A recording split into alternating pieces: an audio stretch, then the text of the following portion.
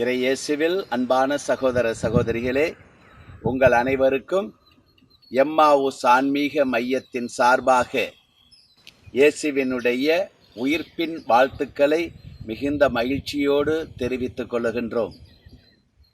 திருச்சபையிலே அநேக திருவிழாக்களை நாம் கொண்டாடுகின்றோம். ஆனால் எல்லா திருவிழாக்களிலும் மிகப்பெரிய திருவிழா, வல்லமையான திருவிழா எதுவென்றால் இயேசுவினுடைய உயிர்ப்பு விழாவாகும். இயேசுவினுடைய உயிர்ப்பு விழா மாத்திரமே சில நாட்கள் அல்ல, சில வாரங்கள் அல்ல, 50 நாட்களாக கொண்டாடப்படுகின்றதாக இருக்கின்றது. இயேசுவினுடைய உயிர்த்தெழுதலிலிருந்து தொடங்கி பெந்தகோஸ்து நாள் வரைக்கும் இந்த இயேசுவினுடைய உயிர்ப்பு விழாவானது மகிழ்ச்சியோடு திருச்சபையிலே கொண்டாடப்படுகின்றது. ஆகவேதான் இந்த திருவிழாவானது ஒரு சிறப்பான திருவிழாவாக இருக்கின்றது. இயேசுவினுடைய உயிர்ப்பு தான் நம்முடைய கிறிஸ்தவ வாழ்க்கையின் அடிப்படையாக இருக்கிறது. இந்த இயேசுவினுடைய உயிர்ப்பின் மீதுதான் நம்முடைய விசுவாச வாழ்க்கையும் கட்டப்பட்டிருக்கின்றது. ஆகவேதான் புனித பவுலடியார் கொரிந்தியருக்கு எழுதிய முதல் திருமுகத்திலே 15வது அதிகாரம் 14வது இறைவார்த்தையிலே சொல்லுகின்றார், இயேசு கிறிஸ்து உயிர்த்தெழவில்லை என்றால் நாங்கள் பறைசாற்றுகின்ற நற்செய்தியும் நீங்கள் கொண்டிருக்கின்ற நம்பிக்கையும் வீணானதாகும். நாங்கள் கடவுளினுடைய பெயரால் பொய்ச்சான்று சொல்கின்றவர்களாக ஆகிவிடுவோம் என்று குறிப்பிடுகின்றார். ஆக நம்முடைய அனைவரினுடைய நம்பிக்கை, விசுவாசம், கிறிஸ்தவ வாழ்வானது இயேசு கிறிஸ்துவினுடைய உயிர்ப்பின் மீதுதான் கட்டப்பட்டிருக்கின்றது. ஆயர் புல்டன்சீன் என்பவர் மிகப்பெரிய ஒரு பேராயர். அவர் ஒரு முறை ஆப்பிரிக்கா தேசத்திற்கு சென்றிருந்த பொழுது அங்கே இருக்கின்ற ஒரு பெண்மணியை சந்திக்கின்றார். அந்த பெண்மணியின் உடல் முழுவதும் தொழுநோயாலே நிறைந்திருக்கிறது. அவள் பார்ப்பதற்கே அலங்கோலமாக இருக்கின்றார். அப்பொழுது பேராயர் அந்த பெண்மணியை பார்த்து கேட்கின்றார், இவ்வளவு வியாதியின் மத்தியிலும் உங்களாலே மிகுந்த மலர்ச்சியான முகத்தோடு எப்படி இருக்க முடிகிறது என்ற கேள்வியை எழுப்புகின்றார். அதற்கு அந்த பெண்மணி கூறுகின்றார், இன்னும் சில நாட்களிலே இந்த வியாதிகளெல்லாம் மறைந்து போய்விடும். நான் மரித்து போய்விடுவேன். என்னுடைய உடலும் மண்ணாகிவிடும். ஆனால் அதன் பிறகு நான் உயிர்த்தெழுவேன். நான் உயிர்த்தெழுகின்ற பொழுது இயேசு கிறிஸ்து எனக்கு தன்னுடைய உயிர்ப்பின் உடலை கொடுப்பார் என்று சொல்லுகின்றார். அன்பானவர்களே, அந்த சகோதரியினுடைய நம்பிக்கை எல்லாம் இறைமகன் இயேசுவினுடைய உயிர்ப்பின் உடலை தான் பெறுவோம் என்ற நம்பிக்கைதான். அவள் இயேசுவினுடைய உயிர்ப்பிலே நம்பிக்கை கொண்டிருந்ததால் தான் அவளாலே இத்தகைய வார்த்தைகளை கொடுக்க முடிந்தது. இந்த உலகத்திலே மனிதர்கள் பிறக்கிறார்கள், வாழ்கிறார்கள், சாதிக்கிறார்கள், சரித்திரம் படைக்கிறார்கள். அதன் பிறகு அவர்கள் இந்த உலகத்திலே மரித்து போய் விடுகிறார்கள், மண்ணாகி விடுகிறார்கள். ஆனால் இயேசுவினுடைய பிறப்பு மாத்திரமே வித்தியாசமானதாக இருக்கிறது.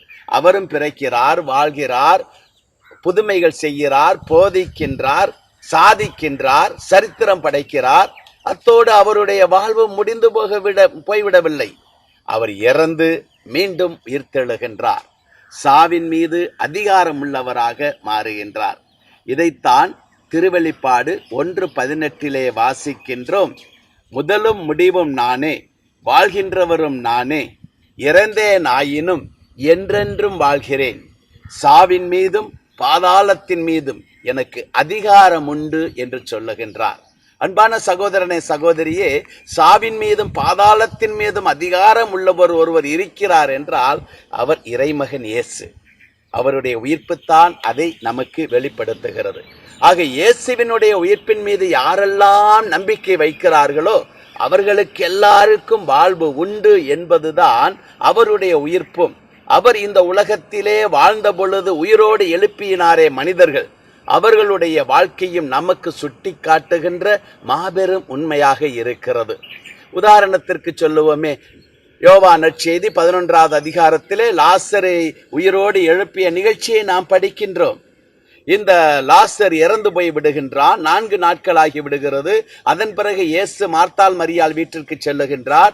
அப்பொழுது மார்த்தாள் மரியாள் இருவரும் இயேசுவிடம் சொல்லுகின்றார்கள், இயேசு ஆண்டவரே, நீர் இங்கே இருந்திருந்தால் என் சகோதரன் இறந்திருக்க மாட்டான் என்று கூறுகின்றார்.